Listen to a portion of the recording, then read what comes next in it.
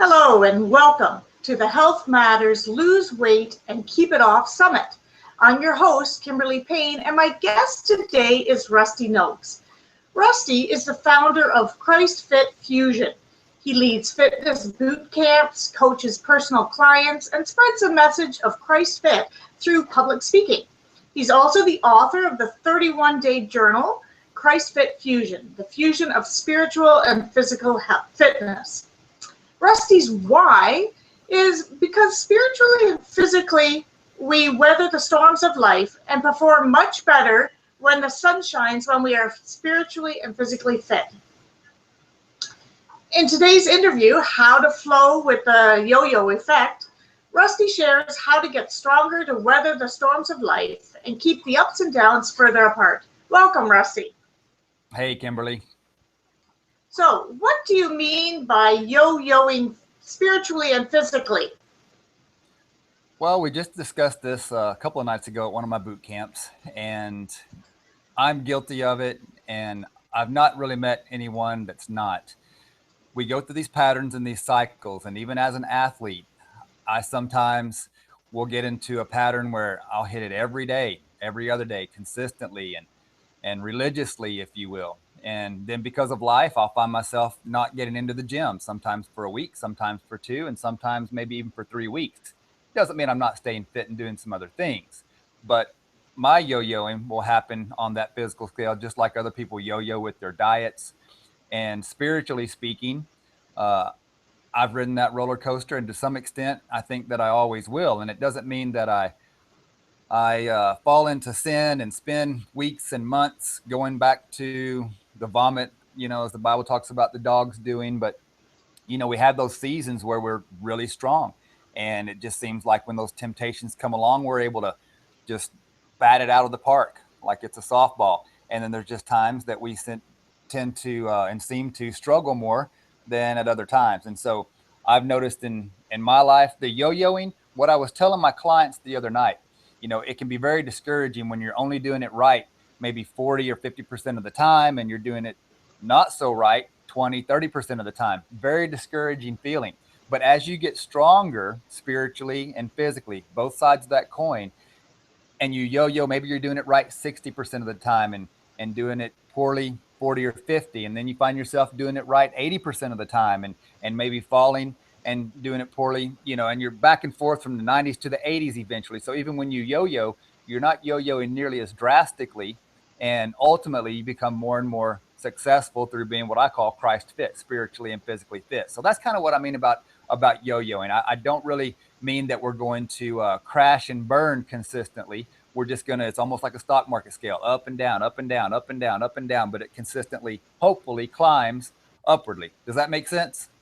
It sure does. I think about, there was a diagram once, and I don't know if I can draw it here or not, but you can't see that. But basically what it is that you go forward, but then sometimes you go backwards, but it's a circle, so you're still ahead, and then you kind of go circle, and then you're still ahead. But, I consider myself usually an optimist, but does having the perspective that, we will, perpetually yo-yo, does that mean that, we're being pessimistic? It doesn't. You've got to have a dose of reality. One of the pages in the journal talks about progress versus perfection. And in my classes and with my clients, I set the bar very, very high. I tell them we set the bar up in the stars and hope to land on the moon. If we set it on the moon and we're trying to land on the moon, we probably won't make it. So perfection is our standard. The Bible tells us to be perfect as our Heavenly Father is perfect. But we also read that we're a work in progress, that the work that God began in us, He's going to bring that to perfection when Christ comes back. So it's not pessimistic. It's optimistic when you have the right perspective and just realize that you live in a fallen world. You're imperfect, and it doesn't give you a pass to say, okay, well, I know I'm in an imperfect world, so when I fail, I can excuse it. No, there's grace, but you certainly don't want to exploit it.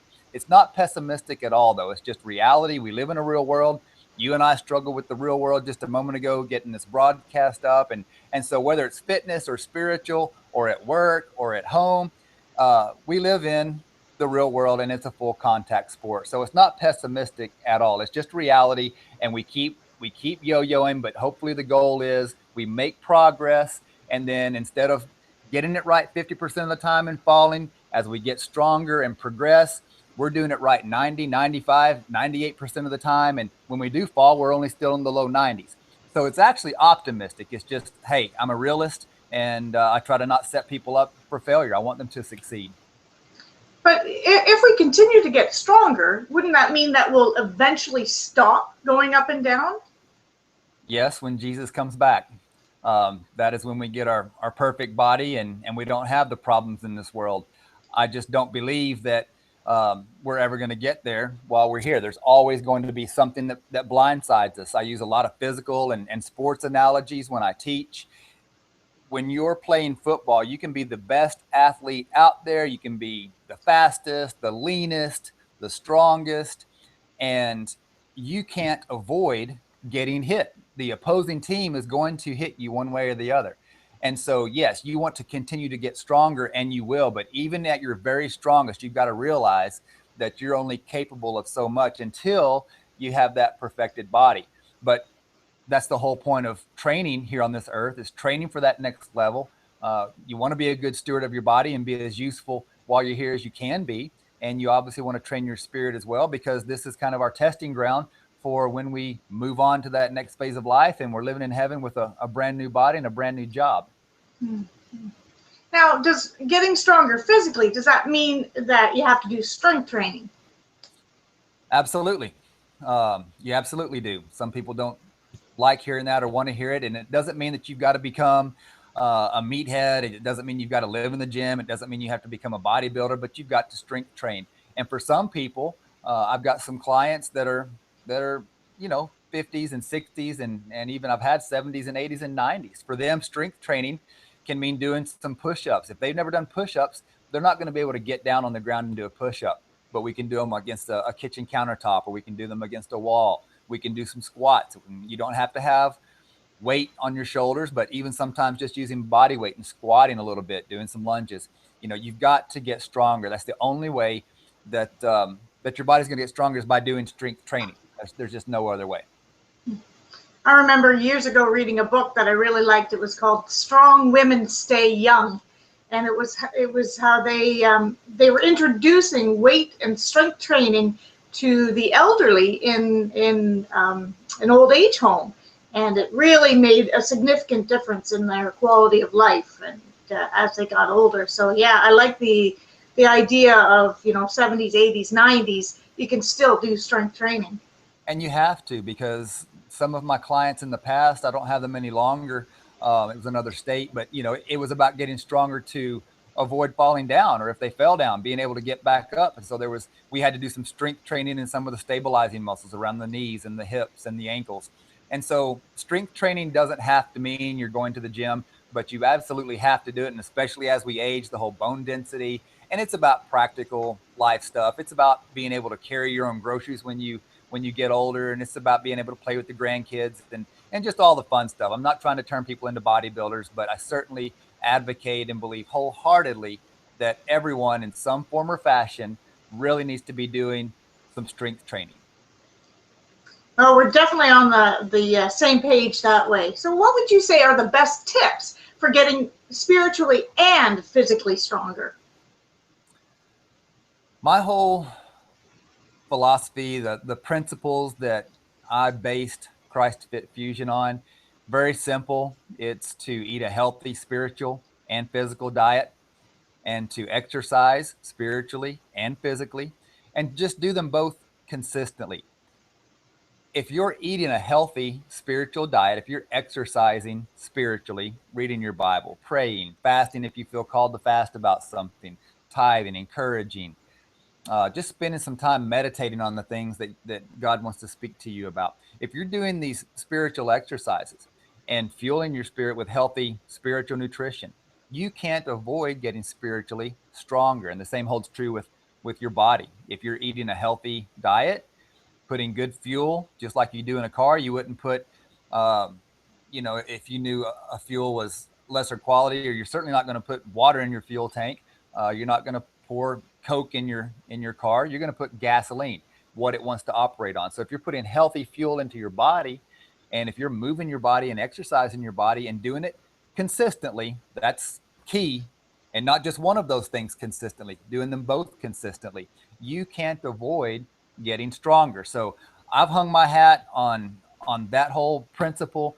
I'm waiting for somebody to tell me where it's, could be improved. I just fully believe that if you eat a healthy spiritual and physical diet and exercise spiritually and physically, and if you do them both consistently, you can't not change for the better. I agree 100% again. Yeah. Now, we talked earlier about yo-yoing and, weathering the storm. So how would you say that we would weather the storms when you're in them? And how do you survive the tough seasons? There are all kinds of storms, and some are physical, some are spiritual, some are stronger than others. Just think of a storm. Think of a thunderstorm, a tornado. Think of a rainstorm. Some storms are serious, and some are way serious, and it just depends on the storm. But when you're in one, you do what you have to. So when it comes to a spiritual storm or a physical storm, to give you a practical example, when I had knee surgery, I first blew my knee out in 2000 and completely tore it apart. Did not have an ACL, tore the LCL, MCL, meniscus, everything. I went 10 years without having knee surgery. I weathered that storm for 10 years, but I compensated by staying strong otherwise and keeping everything around that knee strong. And then when I had the surgery, I'm 43 now, and so I'm starting to get a little arthritis. That's a storm, but I just keep pushing back and doing the best that I can with it. Spiritually, you're going to have things that just come at you. And I like to think of, I'm a big Rocky fan. I've always been a Rocky fan. And you watch those movies, and you can find your own movie and your own analogy. But I really like the boxing analogy because, this guy, he's in there. He's always the underdog. He's always getting beat up on. He's always going down, but he's always getting back up. And he's always covering and getting hit, but then he hits back. And so the key is to just not give up, even when you're in that storm, even when you're getting your butt kicked. Don't give up. There's just sometimes that you've got to tie a knot at the end of your rope and hang on. And also then you've got to look to your corner man. You've got to have accountability. You've got to have people on your side. I tell my boot camp people, when we get to the end of a certain exercise, we do everything for about a minute, and then we move on to something else. And so at the end of that minute, 10 seconds, when there's 10 seconds left, I tell them, look, you can do anything. You can do anything, whether it's in life, spiritually, physically. You can do it for 10 seconds. So for these last 10 seconds, you give it all you got. And so you just have to sometimes honestly get tough, push back, don't give up. And it's very important to have people around you that are basically like your corner man in a boxing match that can give you wise counsel, that can see things from the outside looking in and tell you what they see so that you can better fight that fight. And sometimes all they can do too is to wipe the sweat off your brow when you're sitting down in between rounds and give you a drink of water. But having those key people in your life is definitely part of weathering those storms. So yeah, that's great. Having somebody with you, somebody who will strengthen you and remind you that this too shall pass. How do you keep, what are other ways to keep the ups and downs further apart so that we're, when we're doing this, we're not doing it as often? Well, not to be redundant, but it just goes back to the principles I was talking about, the eating a healthy spiritual and physical diet and exercising spiritually and physically. The biggest key to all of that is doing them consistently. When you can have a good day every week. You can have a good week every month. You can have a good 3 months out of the year after year. That's consistent, but not in the right way. You've got to have that consistency, because if you don't, those gaps are never going to get closer together. And I find that whenever I have those gaps, I am a daily Bible reader. When I drive in my car, I consciously choose to listen to, I've got this app, it's called One Place, and it's got all these pastors. And so I'll just pop a pastor in there and listen to teaching while I drive. And so I find that if I start tuning into my talk radio, which I'm not saying it's sinful, but I'm just saying if I start finding myself consistently listening to other things a lot more than my spiritual nutrition, if I find myself going a 3 or 4 day stretch without actually reading my Bible, then I start to get weak.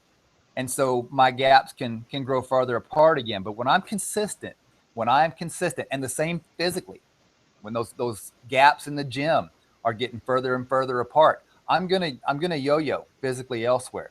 And so ultimately it boils down to consistency. And I know it can be difficult, but hey, it is just one of those things. If I can't make it into the gym, hey, I can make time. It may not sound like much, but it's enough to keep the momentum going. I can find time to do 10 or 20 push-ups.